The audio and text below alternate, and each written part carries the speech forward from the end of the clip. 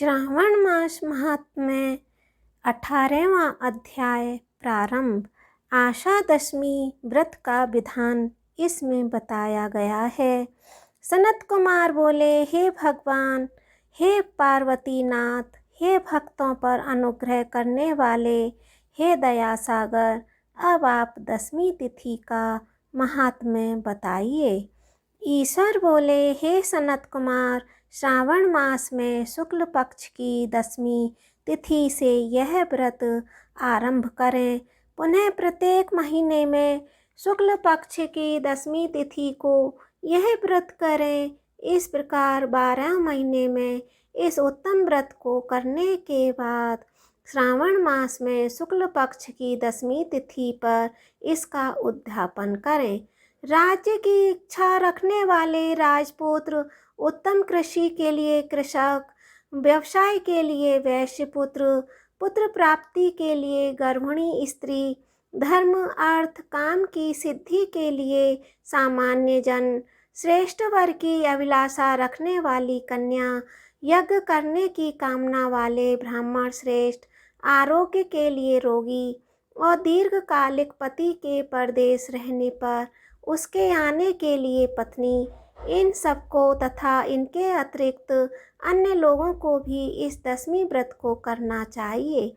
जिस कारण जिसे कष्ट हो तब उसके निवारण हेतु उस मनुष्य को यह व्रत करना चाहिए। श्रावण में शुक्ल पक्ष की दशमी के दिन स्नान करके देवता का विधिवत पूजन कर घर के आंगन में दसों दिशाओं में पुष्प पल्लव चंदन से तथा जौ के आटे से अधिदेवता की शस्त्र वाहन युक्त स्त्री रूपा शक्तियों का अंकन करके नक्त वेला में दसों दिशाओं में उनकी पूजा करनी चाहिए।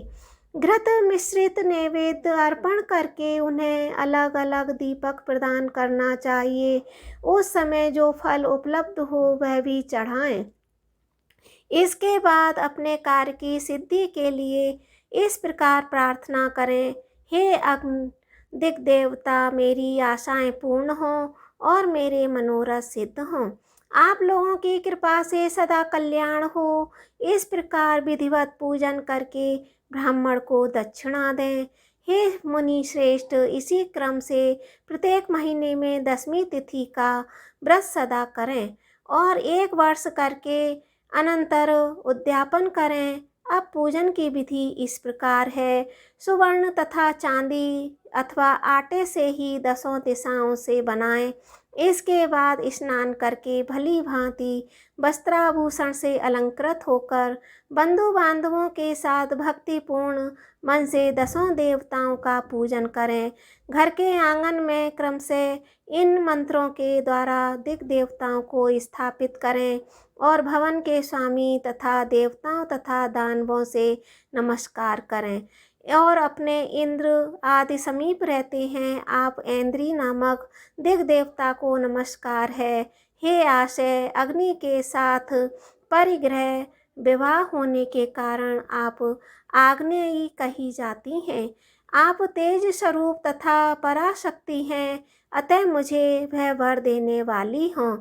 आपका ही आश्रय लेकर मैं धर्मराज सभी लोगों को दंडित करते हैं, इसलिए आप संयमनी नामक वाली हैं।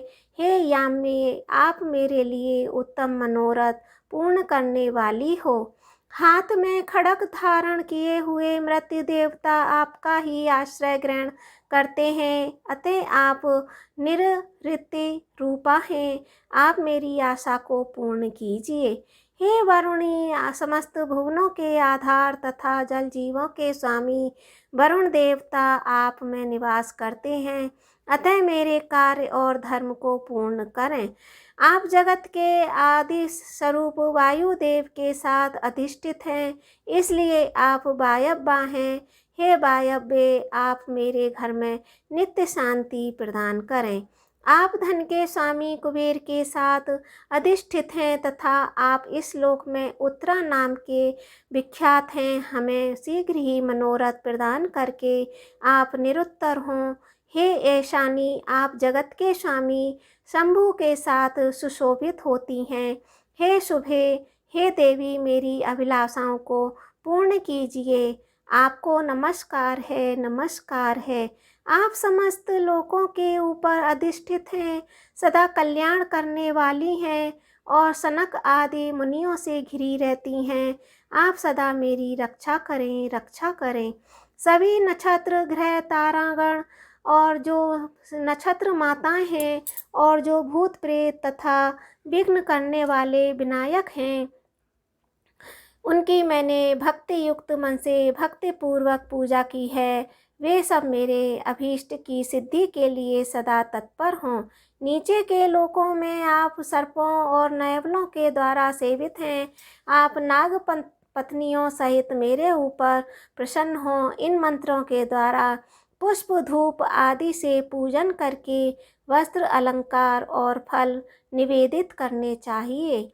इसके बाद वाद्य ध्वनि, गीत, नृत्य तथा मंगल कृत्यों और नाचती हुई श्रेष्ठ स्त्रियों के साथ जागरण करें, रात्रि व्यतीत करें।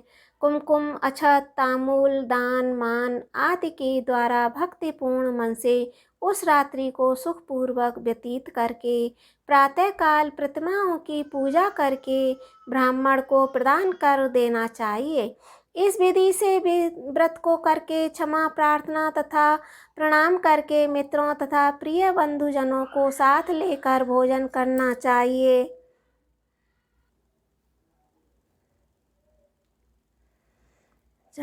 मनुष्य स्त्री और अधिक श्रद्धा कामना परायण होती है। हे मुनि श्रेष्ठ, धन प्रदान करने वाले, यश देने वाले, आयु बढ़ाने वाले तथा सभी कामनाओं का फल प्रदान करने वाले इस व्रत को मैं आपसे कह दिया। तीनों लोकों में अन्य कोई भी व्रत इसके समान नहीं है। हे ब्रह्मपुत्रों में श्रेष्ठ, वांछित फल की कामना करने वाले जो मनुष्य दशमी तिथि को दसों दिशाओं की सदा पूजा करते हैं, उनके हृदय में स्थित सभी बड़ी बड़ी कामनाओं को वे दिशाएं फलीभूत कर देती हैं।